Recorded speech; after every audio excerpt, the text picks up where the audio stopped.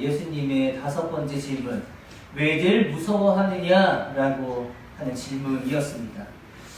예수님께서 제자들을 이제 꾸짖으셨죠. 지난주에 말씀을 잠깐 한번 떠올려 보자면 제자들을 꾸짖으셨는데 풍랑 앞에 벌벌 떨고 있는 그 제자들에게 아니 왜들 무서워하고 있느냐라고 질문하신 다음에 그들이 예수님으로부터 받은 진단의 결과가 뭐 때문에 무서웠을까? 예수님이 그 이어서 또 그렇게 말씀하시죠. 아직도 믿음이 없느냐? 풍랑을 보고 무서워해서 벌벌 떨었던 게 아니라 사실 그들에게는 믿음이 없었기 때문에 벌벌 떨 수밖에 없었다라고 하는 그런 진단을 받게 됐습니다. 다시 돌려서 반대로 얘기하자면 믿음만 있으면 두려워하지 않을 수 있다라고 하는 말씀이 되어지는 거겠죠.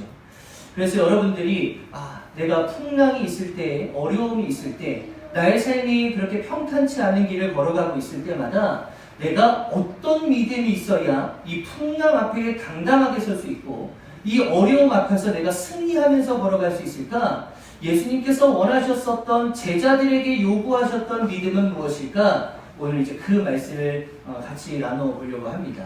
4가지의 믿음의 어떤 종류에 대해서 같이 말씀을 좀 나눠볼 텐데 첫 번째는 뭐냐면요. 저를 한번 따라서 해보세요.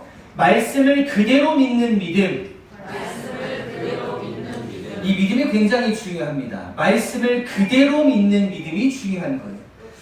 이 사람들이, 이 제자들이 풍랑 앞에서 잊어버렸던 게 있는데 뭘 잊어버렸냐면 예수님의 말씀을 잊어버렸다는 거예요. 사람이 당황하면요, 여러분, 굉장히 당황스러운 상황에 우리가 잘 알고 있었던 것도 잊어버린다는 거 여러분들 아세요? 여러분들 뭐 당황스럽지 않으신 분들도 이렇게 건망증 심하신 분들이 계시잖아요. 이나리 집사님하고 수인이가 맨날 텀블러 두고 다니는 것처럼 맨날 이나리 집사님은 거의 한 번은 다시 올라오세요. 그래서 찾아가시는데 그렇게 당황스러운 어떤 환경이 있을 때 무엇인가를 잃어버릴 수 있구나, 잊어버릴 수 있구나. 이거는 우리가 살면서 아마 한 번씩은 다 경험하셨을 겁니다. 지난달에 중부연회가 있었어요. 1년에 한 번씩 이 중부연회에 참석해야 있는 그런 교회들이 다 같이 모여서 회의를 합니다. 저도 이제 이틀 동안 거기를 참석을 했었는데 그때 이제 제가 원래는 서울 남연회에 있다가 이 중부연회로 온 거여서 제가 이 중부연회는 아는 분들이 그렇게 많지 않아요. 그래서 저는 이제 갔다가 이제 우리 지방에 있는 분들만 이제 같이 있다가 이렇게 오기도 하는데 그때 이제 어떤 한 목사님을 이제 만나기로 했습니다. 제가 이제 알고 있었던 목사님이 이쪽으로 오셨다고 해가지고 연락이 닿아서 그분을 이제 만나기로 했어요.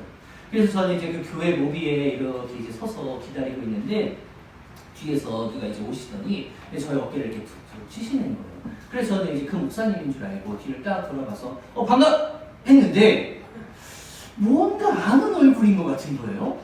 근데 그 친구가 먼저 저의 딱 이제 악수를 청하면서 야 미나 너 진짜 오랜만이다. 야 너 여기 언제 온 거야? 야 나는 한 10년 전부터 여기 중부연에 있었는데 야 나 그때마다 너 얼굴 한 번도 본 적이 없는데 야 너 언제 왔어? 야 미나 진짜 반갑다. 야 이거 얼마만이냐? 그렇게 저에게 악수를 청해서 악수를 하고 있는데 누구지? 그런 거예요. 근데 제가 얼굴은 기억이 났어요. 그래서 내가 학교 다닐 때 저하고 이제 친구 동기거든요. 친구니까 이렇게 오며 가면서 저랑 친하지는 않았는데 오며 가면서 이제 얼굴을 보고 뭐 이름도 이제 서로 알고 있는 정도의 수준의 친구였었는데 야 그때 갑작스럽게 그 친구를 만나니까 이름이 생각이 안 나는 거예요. 그래가지고 제가 악수는 계속 한 상태입니다. 악수 계속 한 상태에서 야 그래 그래 맞아 야 너 어떻게 잘 지내? 이름을 말을 못하고 내가 계속 얼마나 그 친구가 저한테 섭섭했겠어요. 그 친구는 저의 이름을 기억하는데 제가 기억을 못하니까 계속 이거 흔들기는 계속 흔들고 있는데 이거 빨리 놔야 되잖아요. 근데 그 친구가 말이 계속 걸고 저는 난 할 말도 없고 난 이거 어떻게 해야 되지? 근데 이제 제 뒤에 진짜 등을 딱 첫 2번 치시면서 저의 구세주 같은 예수님 같은 분이 오셔가지고 이제 정 목사님 저 왔습니다 하면서 이제 그분이 저를 살려줬거든요. 그 친구의 이름이 지금은 이제 알아요. 아 맞아 그 친구였지. 아 당황하니까요. 아, 사람 이름이 기억이 안 나더라고요. 뭐 그럴 수 있겠죠.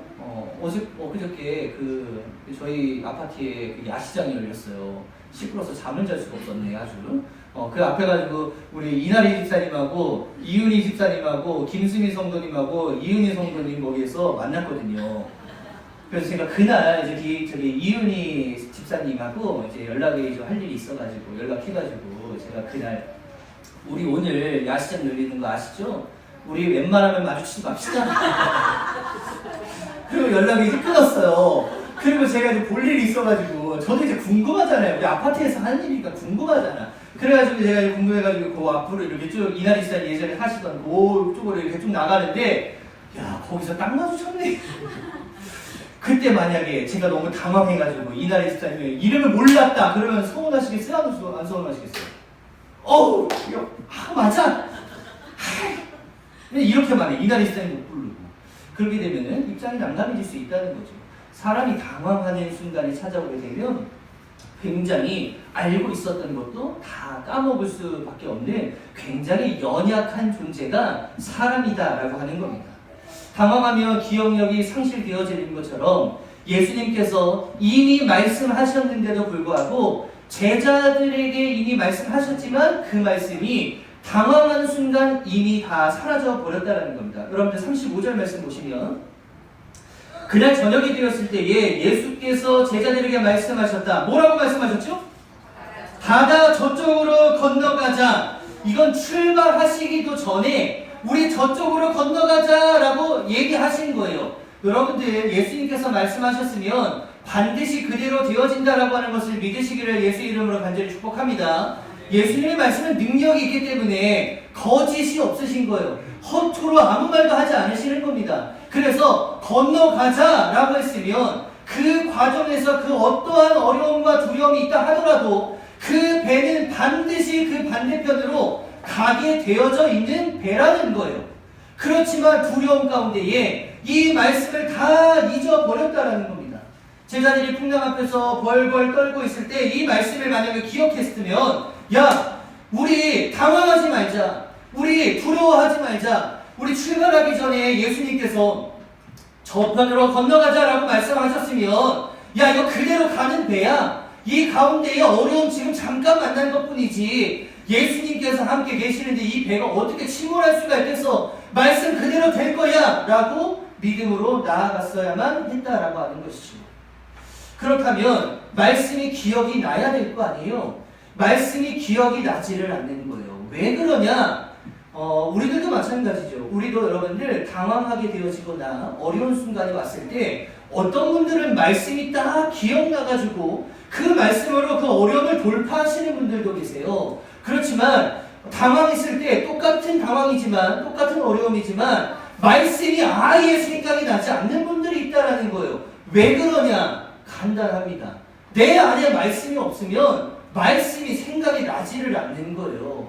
내가 아무리 성경을 보고 읽고 한다고 하더라도 여러분들 가운데 정말 당황한 순간 가운데에도 성경을 펴실 수 있을까요? 그 상황에 성경 못 핍니다. 어려운 가운데 당황해서 성경 못 피는 거예요. 그러면 내가 성경을 못 피는 상황 가운데에서도 내 삶의 중심을 잡아주는 말씀이 나에겐 얼마나 있는가? 결국에 여러분들이 진짜 비전을 삼고 소망을 품고 살아가는 말씀 구절들 적어도 5개에서 10개 정도를 여러분들 암송하고 있지 않으면 절대로 당황하는 순간 가운데에 그 당황 이겨낼 수 없다라는 거예요. 여러분들 당황하는 순간, 어려운 순간 가운데에 일단 성경을 펴실 수 있게 되시는 우리 귀한 성도님들 되시기를 예수 이름으로 간절히 축복합니다. 뭘 알아야 붙잡을 수도 있고 뭘 알아야 헤쳐나갈 수도 있다라는 거예요. 근데 그 정답과도 같은 이 말씀들이 성경에 많이 있지만 당황해서 성경을 못 피는 겁니다. 성경에 그 해답이 다 나와 있는데도 불구하고 못 피는 거예요. 왜? 믿음이 없기 때문이죠. 여러분들 믿음을 가질 수 있게 되시기를 예수 이름으로 간절히 축복합니다. 교보 문고 가시고 영풍 문고 가시고 뭐 알라딘 가셔가지고 책 뒤지고 뭐 어떤 좋은 서적들 많잖아요. 인문학적으로 나에게 도움이 되어지는 거, 주식, 뭐 경제, 경영, 뭐 성공, 뭐 여러 가지 어떤 우리들에게 해답을 줄 수 있는 그런 많은 책들 널리고 널렸습니다. 유튜브에서 검색만 하면요, 주식 잘하는 법, 뭐 부동산 뭐 잘하는 법, 뭐 아주 막 엄청나게 많아요. 그냥 골라서 듣기만 하면 되는 겁니다. 거기에서 우리 기웃기웃하는 거 말고, 거기에 정보들은 한계가 있기 때문에 거기에서 정답을 찾아내는 게 아니라 우리의 정답은 어디에 있는 거예요? 말씀에 있는 겁니다. 여러분들 여기에서 정답 다 알려주셨으니까 이 길로 따라 나설 수 있게 되시는 우리 귀한 성도님들 되시기를 예수의 이름으로 간절히 축복합니다. 그래서 성경을 읽다가 보면, 물론 여러분들도 다 경험이 있으시겠죠. 성경을 읽다가 보면 정말 기가 막히게 나에게 주시는 말씀이 보인다니까요. 아직 못 보셨구나. 보인다니까요. 기도를 하고 한번 보세요. 내가 이런 어려움이 있어요. 내가 이런 어려움을 돌파할 어떤 방법도 없고 어떤 뭐 대책이 없는 거예요. 그때 하나님 앞에 기도하시라고요. 하나님, 말씀을 통해서 저에게 어떤 길을 좀 보여주시고 이 해답을 좀 보여주십시오 라고 여러분들 기도하고 성경을 보게 되어진다면 정말 놀랍게도 이 성경의 말씀은 운동력이 있기 때문에, 살아계신 하나님이 작성해 주신 말씀이기 때문에 그 우리의 간구대로 말씀을 보여주시는 줄을 믿으시기를 간절히 바랍니다. 그렇게 말씀을 찾아내시라는 거예요. 설교를 들을 때도 마찬가지죠. 여러분들의 설교를 들으시면서 다 기억하시라는 게 아니에요. 여러분들 교회 오셔서 가장 먼저 하셔야 될 것이 기도하시는 거잖아요. 한 주간의 삶을 회개하고 그동안에 있었던 삶을 다시 한번 돌아보고 하나님 앞에 오늘 예배를 드릴 때 그 예배의 자리 가운데 승리할 수 있도록 여러분들 기도하시고, 여러분들 꼭 기도하셔야 되는 게 뭐냐면 설교의 말씀 30분 다 기억할 필요 없습니다. 그 중에 오늘 목사님께서 하시는 말씀 중에 나에게 피가 되고 살이 되는 말씀들이 있게 하시고, 그 말씀이 내가 어려운 가운데에 두려움 가운데에 돌파할 수 있는 말씀이 되어서 내가 이 삶에서 승리할 수 있도록 도전받기를 간절히 원합니다. 그런 기도를 여러분들 반드시 하셔야, 제 말씀이지만 제가 하나님의 말씀을 여러분들을 통해서, 저를 통해서 여러분들에게 증거하는 거니까 하나님의 말씀을 그때서야 받을 수 있게 되어진다는 거예요. 간구하는 자들에게 도와줘 주시는 이 생명의 말씀이 여러분들 가운데 있게 되시기를 간절히 바라고, 어떤 순간 가운데에서나 말씀이 생각나셔서 하나님의 말씀은 그대로 이루어진다라고 하는 그런 믿음으로 나아갈 수 있게 되시기를 예수의 이름으로 간절히 축복합니다. 두 번째, 풍랑 앞에서 어떤 믿음을 가져야 하는가? 저를 한번 따라서 해보세요. 배 안에 물이 가득한 것이 아니라 예수님이 가득하다라는 믿음. 배 안에 물이 가득한 것이 아니라 예수님이 가득하다는 믿음. 잘하셨어요. 37절 말씀 한번 보세요. 그런데 거센 바람이 일어나서 파도가 배 안으로 덮쳐 들어오므로 물이 배에 벌써 가득 찬 겁니다.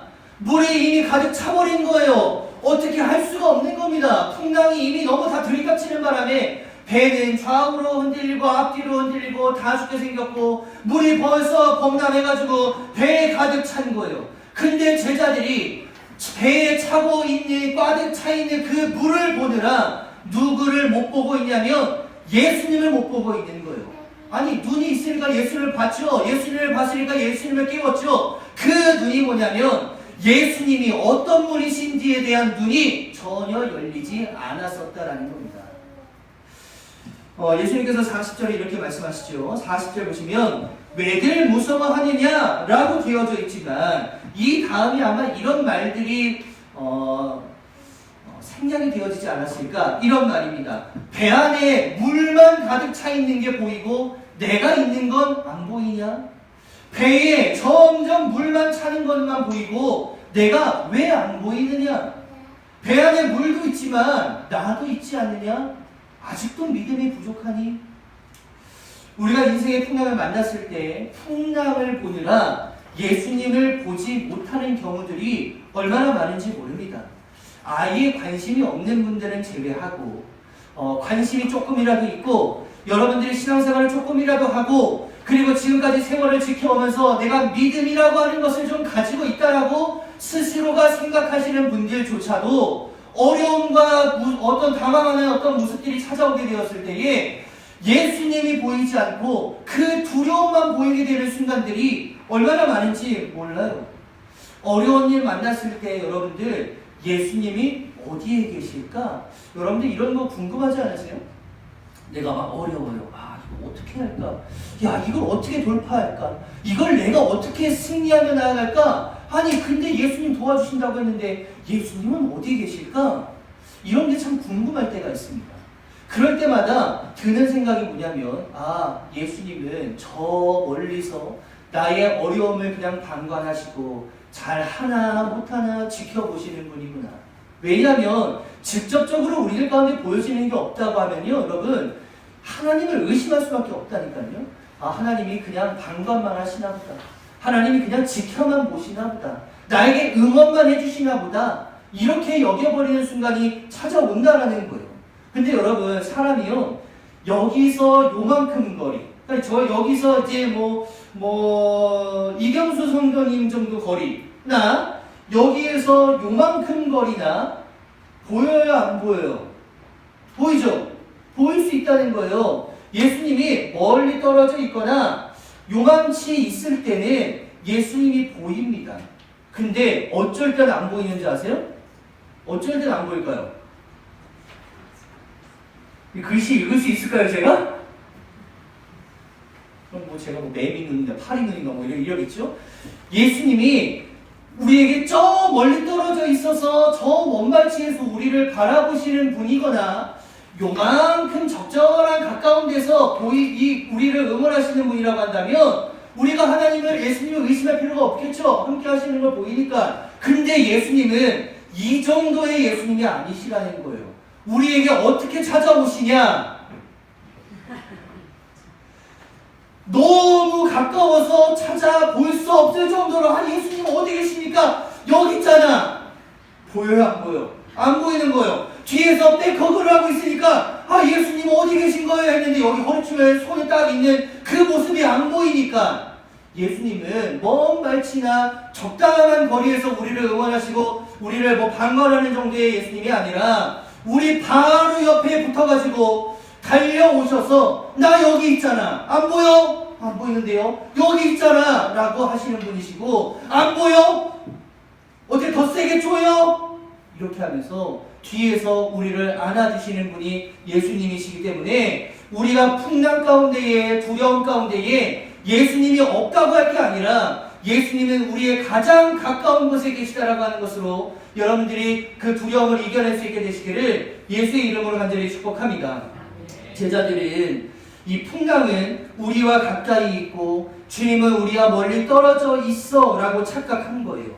문제를 만났을 때 우리가 지켜내야 할 믿음은 뭐냐면 문제보다 예수님이 더 우리와 가까이 계시다라고 하는 것이다 라고 하는 것을 우리가 믿음으로 지켜내야만 하는 겁니다. 문제가 내 앞에서 보이잖아요. 문제가 내 앞에서 나를 가로막고 있다 할지라도 예수님은 이 문제보다 우리에게 훨씬 더 가까이 계시는 분이시기 때문에 그 예수님 의지하면서 그 문제를 돌파해 나가시면 예수님이 여러분들과 함께 하시는 그 의로운 오른손을 경험할 수 있게 되어진다라고 하는 것을 다시 한번 기억하시고 그 증인들 다 되어지시기를 예수의 이름으로 간절히 축복합니다. 세 번째, 풍랑 앞에서 반드시 지켜내야 하는 믿음, 그들이 있어야만 하는 그런 믿음은 무엇이었는지 저를 한번 따라서 해보세요. 예수님의 평안을 나의 평안으로 가져오는 믿음. 그 제자들이 이제 밀려오는 그런 물이 이제 이 배 안으로 막 들어오기 시작한 거죠. 그러니까 이 사람들이 패닉 상태에 빠진 겁니다. 야, 이게 무슨 난리야. 우리 예수님 쫓아가다가 다 죽게 생겼네. 이렇게 하고 있을 때 물을 막 퍼내고 있는데 이 장면과 굉장히 어울리지 않는 장면이 하나 목격이 되어집니다. 그 장면이 오늘 말씀 38절에 나와져 있어요. 한번 볼게요. 예수께서는 고물은 이제 배의 꼬리를 얘기하죠. 고물에서 베개를 메고 주무시고 계셨다라고 되어져 있어요. 자, 여러분들 좋은 거는 어쩔 수 없잖아요. 졸리는데 어떡해. 여러분들의 설교 시간에 조시는 건 어쩔 수 없어요. 뭐 조시는 분들 아무도 안 계시지만 조시는 건 어쩔 수 없어요. 아이 피곤한데 어떻게 그 조는 거 어떻게 막을 수 있겠어요. 세상에서 제일 무거운 게 눈꺼풀인데 그걸 어떻게 막을 수가 있겠냐고. 그래서 여러분들이 주무실 때마다 저는 축복할 수밖에 없어요. 저 잠을 자고 있는 상황 가운데에서도 은혜가 임하기를 뭐 어떻게 이렇게 할 수밖에 없죠. 뭐 저라고 뭐 어떻게 하겠어요. 근데 이건 너무 괘씸하지 않아요? 나만 괘씸한가 봐요. 38절 다시 보세요. 뭐가 괘씸해요? 베개를 메고 자고 있는 건 좀 너무한 거 아닌가? 아, 좋을 수 있지. 아니, 피곤하셔가지고 말씀 전하시느라 막 돌아다니시느라 너무 힘들 수 있죠. 그러니까 예수님께서 잠시 졸고 계셨다 라고 하면 제자들이 이 정도까지 화는 안 났겠죠. 근데 베개를 메고 자고 있었다는 건 뭐예요? 결국에 작정했다라는 거예요.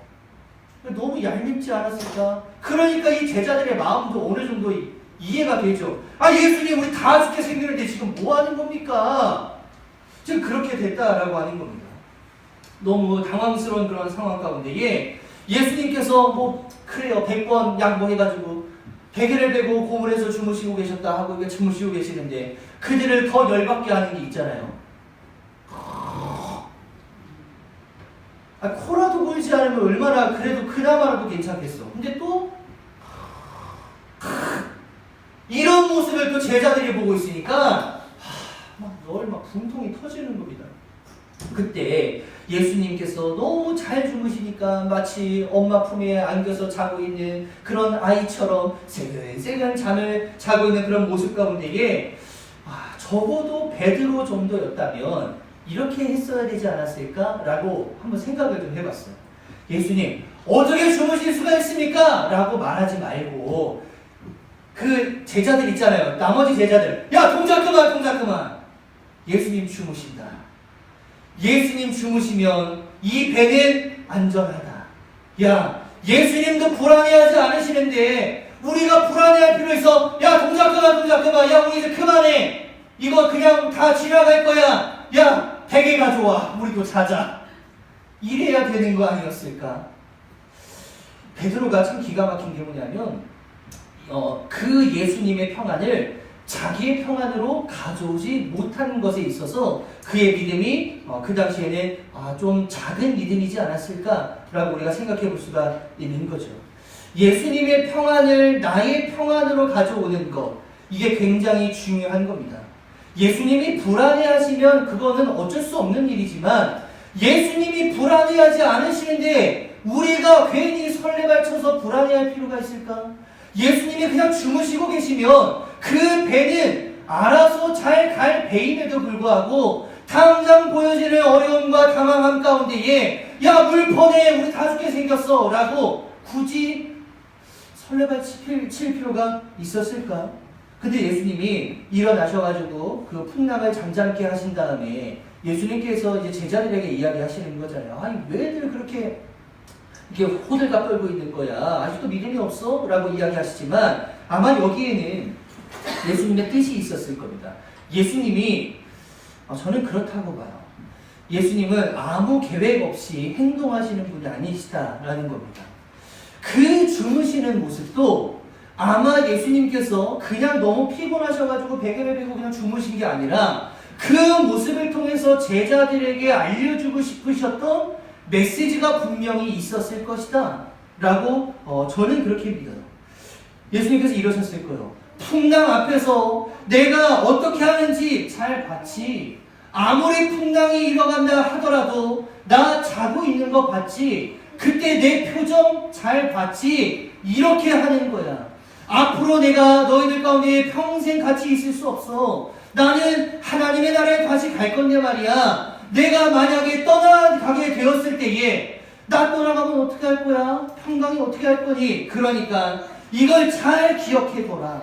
평강은 언제 하는 거냐면 나의 평강을 잘 기억해봐. 어려운 가운데에 나의 모습을 한번 떠올려보고 그래 어려운 가운데에 예수님이 이렇게 하셨지? 라고 하는 그 나의 평안을 너의 평안으로 가지고 와서 그 평안한 마음을 가지고 살아가게 되어진다면 두려움 정도는 넉넉히 승리하며 나아갈 수 있을 것이다. 아마 이 메시지를 제자들에게 하고 싶지 않으셨을까? 여러분들 요한복음 14장 27절 말씀 한번 보세요. 여러분 아까 성경 다 찾으셨죠? 요한복음 14장 27절 말씀입니다. 나는 평화를 너희에게 남겨준다. 나는 내 평화를 너희에게 준다. 내가 너희에게 주는 평화는 세상이 주는 것과 같지 않다. 너희는 마음에 근심하지 말고 두려워하지도 말아라. 아멘. 우리 같이 한번 읽겠습니다. 시작. 나는 평화를 너희에게 남겨준다.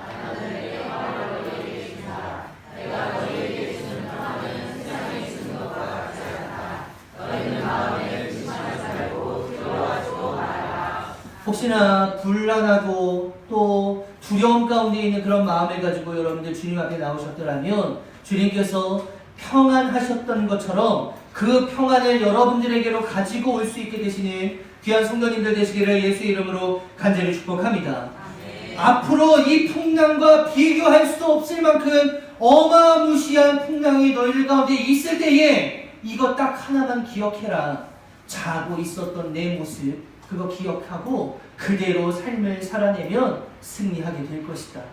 이걸 베드로에게 아마 이야기해 주셨던 것 같아요. 그날 베드로가 굉장한 충격을 받았을 겁니다. 야, 예수님께서 말씀하시니까 바다가 잠잠해졌어. 그때의 기억이 막 떠올리기도 했었겠죠. 그리고 나서 먼 훗날이 되었습니다. 사도행전 12장 말씀에 가서 보시면 피시는데요. 사도행전 12장 말씀에 보시면 거기에 베드로가 잡히게 됩니다. 야고보와 베드로가 말씀을 전하고 복음을 전하는 그런 과정 가운데에 사도행전 12장 말씀이에요. 그렇게 복음을 전하는 가운데에 너 복음 전하지 말라 그랬잖아. 해서 잡혀간 거예요. 그래서 야고보와 이 베드로가 잡혀갔는데 그날 야고보가 참수형을 당합니다. 그렇게 해서 나와 함께 갔었던, 나와 동고동락했었던, 나와 예수님의 제자였었던 그 야고보가 죽음을 맞이하게 되는 거예요. 그리고 그 다음 순서가 누구예요? 베드로예요. 야고보가 이제 참수형을 당했으니까 그 다음 순서는 베드로인데 베드로는 그날 참수형을 당하지 않습니다. 왜냐하면 그날은 유월절이었어요. 그래서 그 6월절 안식일에 사형을 집행할 수 없었기 때문에 그날 잠깐 유보가 되어지고 베드로는 감옥에 갇히게 되어집니다. 그의 입장이 어땠을까? 야고보 자기의 동료가 죽음을 맞이하는 그런 장면을 처참하게 바라보면서 이제 내일 저 모습이 나의 모습이구나. 아니 이것만큼 풍랑이 어디 있겠어요. 그렇게 밤새도록 그가 했어야만 하는 것은 이거였겠죠. 간수에게 막 발이 되도록 비는 겁니다. 왜 빌어야 되는 거예요? 저 잘못했습니다. 저 이제 예수 안전하겠습니다. 제가 그동안 잠깐 미쳤었나 봅니다. 저 이제 더 이상 예수 안전할 테니까 저를 좀 꺼내 주십시오. 저 여기 감옥에 들어와가지고 독방에 앉아있다 보니까요 별의별 생각이 다 드는데 내가 그동안 살아왔었던 이런 인생들이 굉장히 후회로 남습니다. 저 좀 살려주시고 우리 집에 땅 몇 필 있는데 그거 제가 좀 드릴 테니까 그거 좀 보석금으로 좀 써주시고 저 좀 꺼내주시면 안 되겠습니까? 라고 그날 저녁에 손이 발휘되도록 빌어야만 되는데 베드로가 뭘 하냐면요 6절 말씀 보시면 됩니다. 헤롯이 베드로를 백성들 앞에 끌어내기로 한 그 전날 밤이었다. 베드로는 두 쇠사슬에 묶여 군인 두 사람 틈에서 자빠져 잠들었다. 이거 뭐 자빠져 잠든 거지 이게 뭐 그냥 잠들었겠어요? 잠이 들었다라는 거예요. 그날 베드로가 떠오른 게 있어요. 뭐가 떠올랐냐면 그 두려움과 어려움 가운데에 옛날 예수님께서 바다 위에서 하셨던 얘기가 떠오르는 겁니다. 풍랑이 앞으로 더 심하게 있을 때마다 딱 한 가지만 기억하면 돼. 그 풍랑 가운데에서 자고 있었던 내 모습 있잖아. 그 평강을 너에게로 그대로 가지고 와. 그러면 너가 그 평강의 은혜가 임하게 될 것이다. 그때 베드로가 이게 생각이 난 거예요. 그러니까 이때 생각난 것도 기적적인 일인 거죠. 그러니까 맞아. 그러니까 여기에 뭐예요? 자빠져 잠들어 있었고 제 성경엔 자빠져가 있는데 제가 그냥 가로 쳐놓고 자빠져라고 썼거든요. 아니 이게 자빠진 거지 그럼 뭐야 이게. 그 다음날 목 잘려서 죽겠다는데 이거 뭐예요. 근데 더 놀라운 일이 있습니다. 자빠져졌다라고 하는 표현이 뭐냐면 그 옛날에 예수님을 너무 똑 닮기를 원했던 거예요. 그냥 자고 있었던 게 아닙니다. 어떻게 자는 거예요? 코를 또 골면서 거기서 자빠져 자고 있었던 거예요. 내일이면 죽는데 이게 어떻게 가능할 수 있었을까? 간단하죠. 그날 엄청난 폭풍 속에서 주무시고 계셨던 그 예수님의 평안을 자기 마음에 옮겨놓고 나서 보니까 죽을 베드로는 코를 골며 잘 수 있었다는 겁니다. 여러분 사도행전 12장 5절 말씀 가서 보시면 이렇게 되어서 베드로가 감옥에 갇히고 교회는 그를 위하여 하나님께 간절히 기도하였다. 기도한 줄 몰랐어요. 아 몰라. 예수님이 평안을 나에게 가져오라고 했으니까 나는 그냥 평강 가운데 잘 거야. 아 나 몰라. 교회가 알아서 기도하겠지. 자기는 자는데 교회는 나를 위해서 열심히 기도해주고 하나님의 천사들이 와가지고 기도해주고 그 은혜를 임하게 되어줄 수 있었다는 거예요. 이게 왜 그렇게 되었을까? 두려움 가운데 전전긍긍하지 않았고 예수님의 평안이 내 안에 있다 보니까 그 예수님을 닮아가는 모습이 너무 아름다웠기 때문에 기도를 교회에서 알아서 해주게 되는 이게 얼마나 놀라운 기적 같은 일인 거예요. 그리고 나서 7절부터 한번 볼게요. 그런데 갑자기 주님의 천사가 나타나고 자고 있는 데입니다. 감방에 빛이 환히 빛이었다. 천사가 베드로의 옆구리를 쳐서 깨우고 말하기를 빨리 일어서라 하였다. 그러자 쇠사슬이 그의 두 손목에서 풀렸다. 천사가 베드로에게 띠를 띠고 실을 신어라 하고 말하니 베드로가 그대로 하였다. 또 천사가 그에게 겉옷을 두르고 나를 따라오너라 하니 베드로가 감방에서 나와서 천사를 따라갔다. 베드로는 천사가 하는 일이 참인 줄도 모르고 어떤 줄 알았다고요? 자기가 환상을 보고 있는 것처럼 느꼈다. 제정신이 아니었던 거예요. 아, 내가 자고 있으니까 꿈이구나 했는데 꿈에서 깨어보니까 이미 어떻게 돼 있어요? 감옥에서 이미 나와 있는 상황이었다라는 겁니다.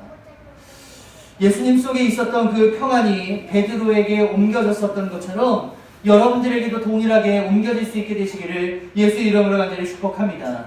하나님을 사랑하는 자들에게 하나님은 잠을 주신다고 했거든요. 우리 시편 말씀이나 우리 열왕기상 말씀 전할 때 여러분들에게 제가 많이 인용했었던 겁니다. 하나님 안에서 잠 잘 주무시기를 바랍니다. 제가 말씀 많이 전했는데 박정희 목사님 잘 주무시고 있나 모르겠네요. 잠 잘 주무시기를 바래요. 나 이런 어려움과 고통이 있어. 어떡하지? 그 고통 얼마나 귀한 은혜입니까? 주식. 저는 주식은 안 하지만 주식 왜 또 떨어지지? 다 올라간다 그랬는데 삼성 살걸. SK나 옛날에 사놓을 걸 그랬어. 어떡하지? 얼마나 은혜인 거예요. 그 어려움과 두려움과 걱정에 사로잡혀서 밤낮 잠도 못 이루고 그렇게 있는 것보다 그냥 잠 잘 자고 평강 안에서 그 평강을 누리는 거 얼마나 귀한 겁니까? 여러분들 그런 거 생각할 겨를도 없이 예수 그리스도의 평강이 여러분들 가운데 임하게 되었을 때에 그 귀한 은혜로 나아갈 수 있게 되시기를 예수의 이름으로 간절히 축복합니다. 마지막 네 번째, 시간이 너무 많이 갔네요. 마지막 네 번째입니다. 자, 따라서 해보세요. 예수님을 두려워하는 믿음. 우리가 이 세상을 살면서요, 우리가 하나님의 자녀가 된 이후부터는 우리가 유일하게 두려워하고 경외해야 할 대상은 하나님밖에 없는 겁니다. 이 세상의 모든 만물들이 있잖아요. 근데 그 모든 만물을 다 통틀어서 우리가 무릎을 꿇거나 두려워해야 할 대상은 거기에는 없는 거예요. 온전히 우리가 유일하게 진짜 두려워해야 할 분은 우리의 인생을 좌지우지할 수 있는 하나님 앞에서 우리가 두려워할 줄 알아야 된다라는 겁니다. 여러분 마태복음 10장 28절 말씀 보시면 됩니다. 마태복음 10장 28절에 이렇게 말씀이 기록되어져 있어요. 그리고 몸은 죽일지라도 영혼은 죽이지 못하는 일을 두려워하지 말고, 그러니까 사탄 두려워하지 말라는 거예요. 사탄은 우리의 영혼을 못 죽이는 겁니다. 우리의 몸을 죽여서 우리가 힘들게 하는 것 정도만 할 수 있지 우리의 영혼을 못 죽이는 거예요. 그런데 그 뒤가 중요하죠. 영혼도 몸도 둘 다 지옥에 던져서 멸망시킬 수 있는 분을 두려워하라는 겁니다. 이분이 누구신데요? 하나님이시죠. 제자들이 이걸 몰랐던 겁니다. 도대체 누굴 두려워해야 되는 건지, 누구를 두려워하지 말아야 되는 건지, 누구 앞에서 떨어야 하는 건지, 누구 앞에서 떨지 말아야 하는지를 잘 몰랐다라는 거예요. 예수님께서 급하게 일어나셔가지고 풍랑을 잠잠하게 만드시는 겁니다. 풍랑은 예수님이 무서워서 두려워서 잠잠해지는 거예요. 근데 제자들은 풍랑을 두려워하고 있었다는 겁니다. 이게 얼마나 이상한 거예요. 순서가 예수님, 제자, 풍랑, 이게 순서가 되어져야 하는데 예수님, 풍랑, 제자가 되어지다 보니까 풍랑은 예수님에게 순종하는데 오히려 사람은 풍랑한테 살려달라고 애걸 복구하고 있는 이 모습이 예수님께서 보시기에 이거 얼마나 믿음이 없는 짓이냐, 이렇게 한탄할 수밖에 없었다라고 하는 것이죠. 예수님 알기는 하찮게 알고 세상 앞에서는 벌벌벌 떠는 그런 인생들 얼마나 많습니까? 뭘 먹지? 벌벌벌. 뭘 마시지? 벌벌벌. 뭐 입지? 벌벌벌. 돈 없으면 다시 해야 돼요? 뭘 먹지? 벌벌벌. 뭘 마시지? 벌벌벌. 뭘 입지? 벌벌벌. 돈 없으면 벌벌벌. 성공 못하면, 몸 아프면, 거기 앞에서는 벌벌벌 떨고 있는데 정작 우리의 인생의 주관자가 되어주시고 우리의 영혼을 지옥에도 넣을 수 있고 하나님의 나라에도 가게 만들어줄 수 있는 그 권세가 있는 세상의 만물의 주인 되시는 하나님 앞에서는 정작 눈 하나 깜빡하지 않고 죄를 짓고 살아가고 있는 우리들의 모습을 보며 하나님께서 얼마나 한탄하시겠냐는 겁니다. 여러분들, 풍랑 앞에 떠는 제자들에게 아마도 예수님께서 이렇게 질문하셨을 거예요. 너희는 나는 두려워하지 않으면서 풍랑은 두려워하느냐? 풍랑이 너희를 죽일 것이다 라고 하는 믿음을 흔들리지 않는데 내가 너희를 살릴 것이다 라고 하는 믿음을 왜 이렇게 흔들리고 있냐? 아마 이렇게 질문하실 거예요. 그럼 여러분들 뭐라고 답하실 거예요? 예수님의 질문. 왜들 무서워하느냐? 아직도 믿음이 없느냐? 라고 우리들에게 질문하실 때 우리의 명품 모범 답안은 예수님께서 함께 계시니 더 이상 두렵지 않습니다 라고 하는 이 모범 답안을 여러분들의 입술에 담을 수 있게 되시기를 예수의 이름으로 간절히 축복합니다. 예수님만 발견하게 되어진다면 내 앞에 있는 문제들 아무것도 아니게 되어질 거예요. 왜냐? 그 문제보다 예수님이 훨씬 더 가깝게 우리들의 삶에 영위하실 것이기 때문에 그 하나님 붙잡고 그 예수 그리스도 붙잡고 오늘 제자들에게 요구하셨던 그 믿음이 여러분들의 소유가 다 되어주셔서 하나님의 마음을 흡족하게 해드리고 하나님의 마음을 시원케 해드릴 수 있게 되시는 우리 귀한 성도님들 되시기를 예수의 이름으로 간절히 축복합니다. 아멘.